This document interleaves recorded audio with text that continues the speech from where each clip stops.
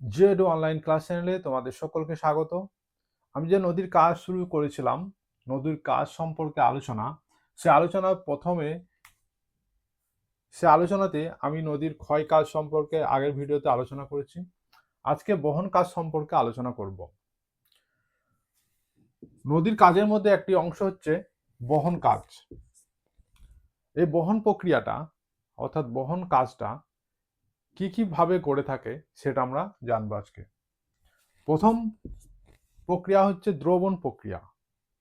দ্রবণ প্রক্রিয়াটা হলো নদীর মধ্যে যে সমস্ত কণাগুলো ক্ষয় করেছে, নুড়ি কাঁকর বালি, সেই নুড়ি কাঁকর বালিগুলো তার সঙ্গে লবণ প্রভৃতি জলের মধ্যে মিশে থাকছে।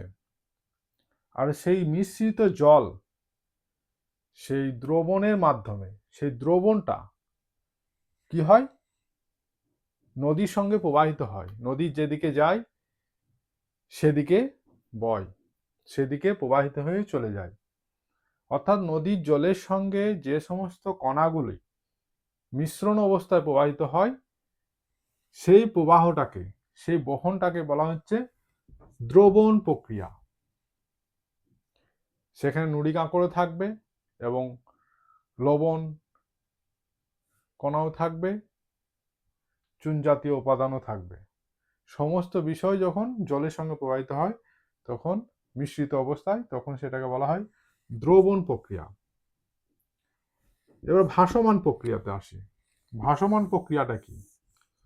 ভাসমান প্রক্রিয়াটা হলো নদীর জলের মধ্যে যে সমস্ত হালকা উপাদানগুলো আছে, সূক্ষ্ম সূক্ষ্ম কণার কণার যে উপাদানগুলো আছে অতীব সূক্ষ্ম, সেই সূক্ষ্ম কণাগুলো জলের সঙ্গে যখন ভেসে যায় তখন সেটাকে বলা হচ্ছে ভাসমান প্রক্রিয়ায় বহন। পড়ে আছে লম্ফদান প্রক্রিয়া। লম্ফদান প্রক্রিয়া বলতে লাফিয়ে লাফিয়ে যাওয়া, এক জায়গা থেকে গেল আবার এক জায়গায় গেল, এখানে থেকে এখান, এখান থেকে এখান। নদীর প্রবাহ পথে যখন বড় বড় নুড়ি কাঁকর বালিগুলো নদীর তলদেশে, নদীর তলদেশে একদম থাকে, যে সমস্ত বড় বড় কাঁকরগুলো, বালি কাঁকরগুলো, সেইগুলো জলের প্রবাহের ফলে, জলের যে প্রবাহ স্রোত, সেই প্রবাহের সেই শক্তির ফলে এই সমস্ত বড় বড় নুড়ি কাঁকর বালিগুলো প্রথমে এক ধাক্কায় এখানে এলো, তারপর আবার এক ধাক্কায় এরকম ভাবে এলো। এরকম ভাবে যখন প্রবাহিত হয় তখন সেই সেই বহনটাকে বলা হচ্ছে কি লম্ফদান, অর্থাৎ গড়িয়ে নয়, লাফিয়ে লাফিয়ে লম্ফদান। এই প্রক্রিয়াটাকে বলা হচ্ছে লম্ফদান প্রক্রিয়া। এই প্রক্রিয়ায় যে বহন হয় সেটা হচ্ছে লম্ফদান প্রক্রিয়া। তারপরে আছে কি আকর্ষণ।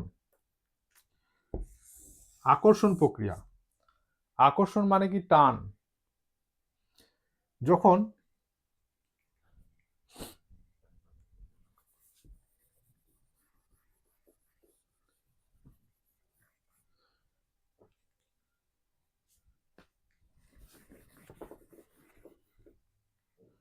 যখন নদীর তলদেশে জল প্রবাহিত হচ্ছে, নদী প্রবাহিত হচ্ছে, এদিকে সঞ্চিত যে সমস্ত ক্ষয়িত পদার্থগুলো আছে সেগুলো আস্তে আস্তে নিচেতে জমা হচ্ছে, জমা হয়েছে। এইগুলো যখন ভূমির ঢালের ফলে, ভূমির ঢাল এবং নদীর যে প্রবাহ, সেই প্রবাহের ফলে এই উপাদানগুলো এক জায়গা থেকে আরেক জায়গায় আস্তে আস্তে ধীরে ধীরে এগিয়ে যায়, তখন সেটাকে বলা হচ্ছে আকর্ষণ প্রক্রিয়া, অর্থাৎ টান পাচ্ছে।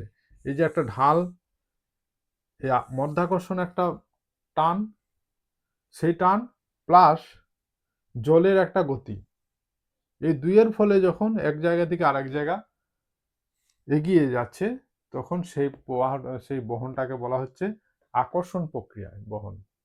আশা করি বোঝাতে পারলাম তোমাদেরকে। এবার এই যে বহন প্রক্রিয়াটা ঘটলো চারটে পদ্ধতিতে, এই বহন প্রক্রিয়াটা কিন্তু নির্ভর করছে কয়েকটি বিষয়ের উপর। যেমন নদীর ঢাল,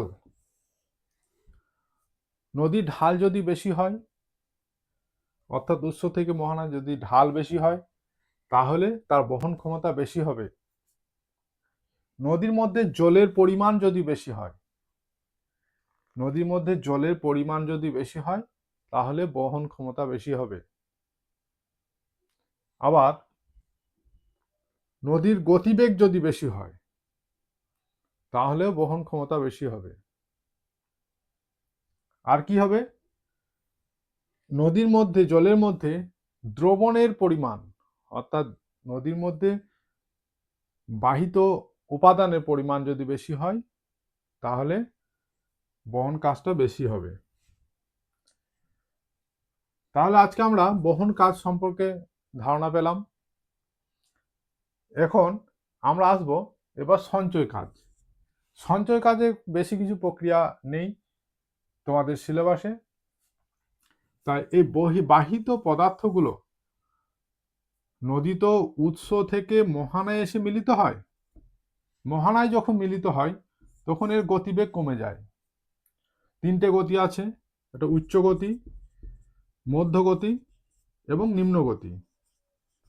এই নিম্ন গতি অর্থাৎ মোহনা সংলগ্ন, মোহনা থেকে তার কিছুটা উপরে, নদীর উপরে অংশ, সে অংশে নদীর সঞ্চয় কার্য বেশি হতে থাকে। এইখানে এসে নদীর যত যত ক্ষয়িত পদার্থ, বাহিত পদার্থ নিয়ে আসে, সব এই নিম্ন অংশে অর্থাৎ মোহনায় এসে সঞ্চয় করে এবং সেখানে বিভিন্ন রকম ভূমিরূপ তৈরি করে। আমি অন্য ভিডিওগুলোতে আলোচনা করব, দেখে নেবে সেই ভিডিওগুলো। তাহলে বাহিত পদার্থ এসে নদী সঞ্চয় করছে। এবার এই ক্ষয়, বহন এবং সঞ্চয়, এই যে এদের যে কাজ হলো, এদের কাজের ফলে কিছু ভূমিরূপ তৈরি হয়। ক্ষয়ের ফলেও কিছু ভূমিরূপ তৈরি হয়, বহনের সময়ও কিছু ভূমিরূপ তৈরি হয় এবং সঞ্চয় কার্যের সময়ও কিছু ভূমিরূপ তৈরি হয়। সেগুলো আমরা আগামী ভিডিওতে আলোচনা করব। তোমরা চ্যানেলের প্রত্যেকটা ভিডিও দেখতে থাকবে। আশা করি তোমাদের ক্লাস 10-এর ভূগোল সম্পর্কে যে ভীতি, সেটা আশা করি কাটিয়ে ফেলতে পারবো।